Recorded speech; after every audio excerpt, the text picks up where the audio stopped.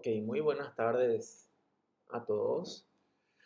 Vamos siguiendo con las clases de oftalmo, ¿sí?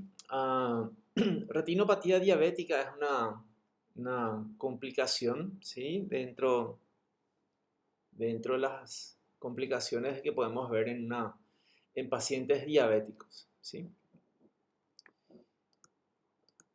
Bueno, empecemos. La diabetes, como ustedes saben, es un trastorno metabólico muy frecuente, ¿sí?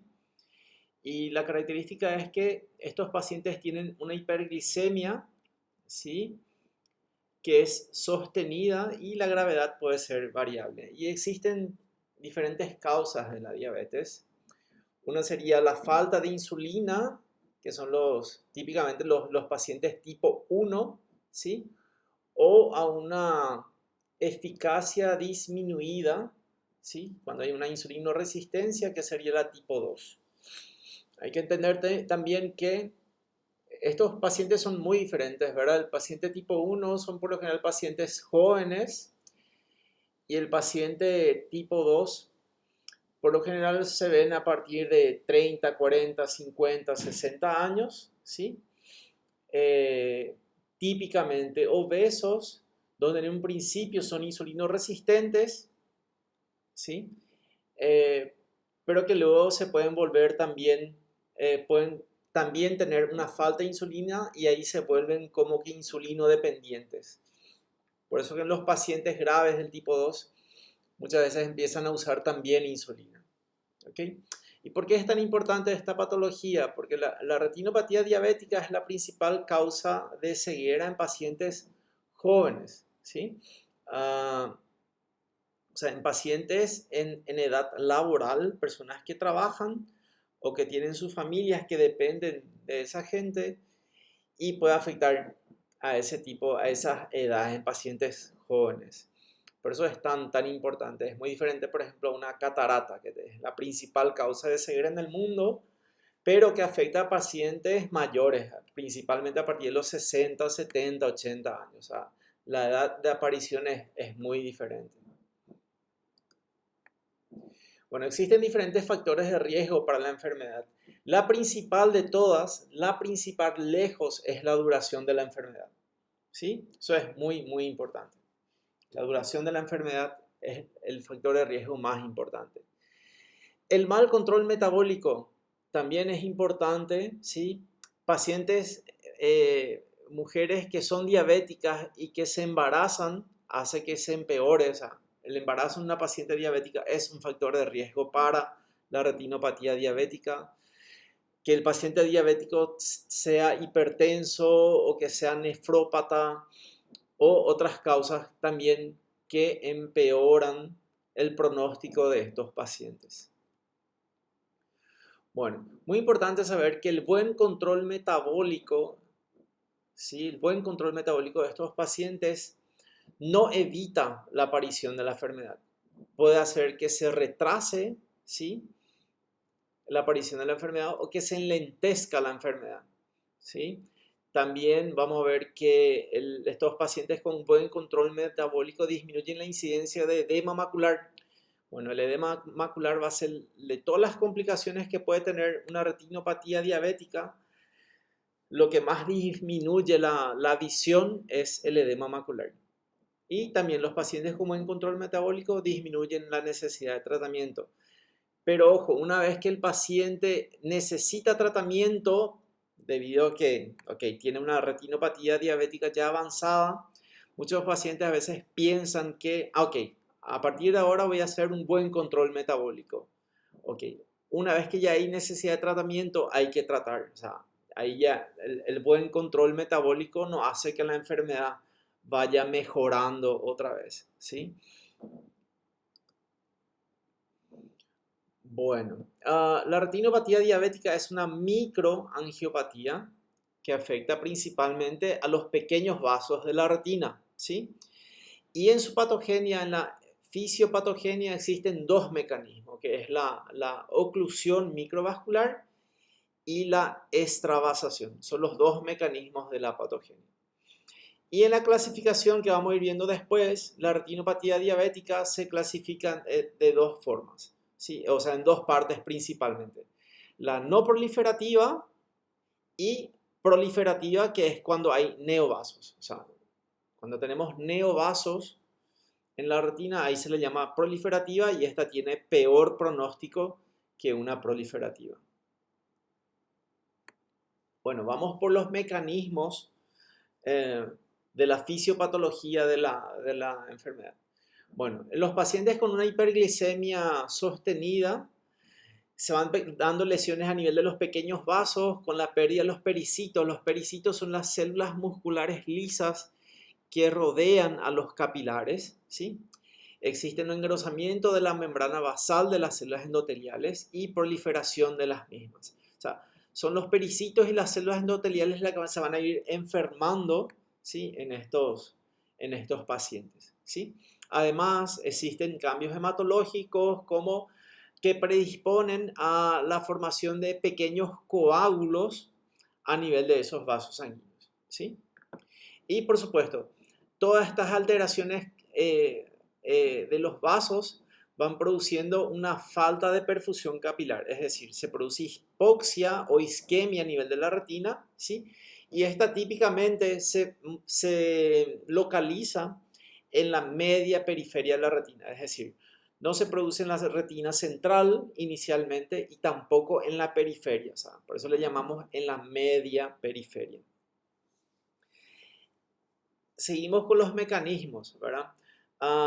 Los efectos principales de una hipoxia a nivel de la retina es que se producen, le llamamos shunts arteriovenosos, ¿sí? Es una comunicación directa entre las arteriolas y las vénulas. Eso le llamamos IRMAs, ¿sí? Que son anomalías microvasculares intrarretinianas. Entonces los IRMAs son las comunicaciones directas entre una arteriola y una vénula, ¿sí? Esta retina hipóxica va a producir, van a producir sustancias que estimulan la proliferación de vasos. Dentro de esos componentes está el VEGF, que es el factor de crecimiento vasculoendotelial, ¿sí? Entonces la retina hipóxica va a producir VEGF y el VEGF va a ser un estímulo para que se pueda revascularizar la retina. El problema de la revascularización es que se producen neovasos que no son normales, ¿sí? Esos neovasos tienen una mayor tendencia a producir sangrados, ¿sí?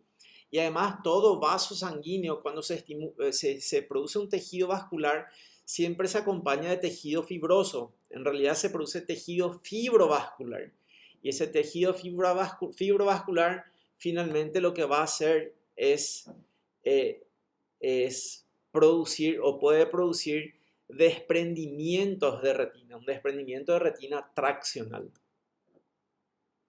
Bueno, el otro mecanismo fisiopatogénico, decíamos en primer lugar la oclusión vascular y el segundo mecanismo de la enfermedad es la extravasación microvascular, ¿sí? Bueno, los vasos sanguíneos de la retina, el tejido nervioso, tienen una barrera, esos capilares, que es la barrera hematorretiniana, ¿sí? Entonces, todo lo que entra y lo que sale de esos vasos sanguíneos es muy bien filtrado, o sea, ¿ok? Una vez que esos pequeños vasos se dañan, se enferman, se pierde esa barrera hematorretiniana y esos vasos empiezan a perder más líquido, ¿sí? De lo normal. ¿Ok? Bueno, se pueden producir microaneurismas debido a la debilidad de la pared, se producen pequeños aneurismas. Esos pequeños vasos permiten que salga más líquido de lo normal, que es la extravasación de líquido, y por lo tanto empiezan a producir edema a nivel de la retina. Además, esos pequeños vasos, como dijimos, se pueden trombosar o formar pequeños coágulos a nivel de esos vasos, ¿sí? Como vimos, ¿sí? Se producen microhemorragias, como son vasos debilitados, se producen microhemorragias y debido a la extravasación se produce edema. Y este edema puede ser difuso o generalizado o puede ser localizado en pequeñas partes, ¿sí? A medida que van saliendo líquidos, se empiezan a acumular lipoproteínas, ¿sí? Ah, esas lipoproteínas se acumulan y le llamamos a eso exudados duros, ¿sí?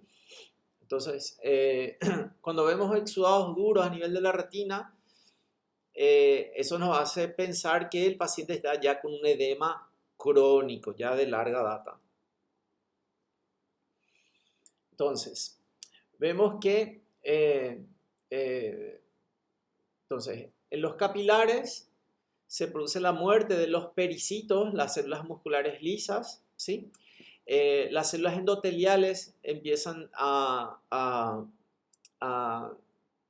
alterarse y se producen ya sea microaneurismas, ¿sí? Se debilita la pared y se forma una dilatación sacular, se producen microhemorragias y se producen también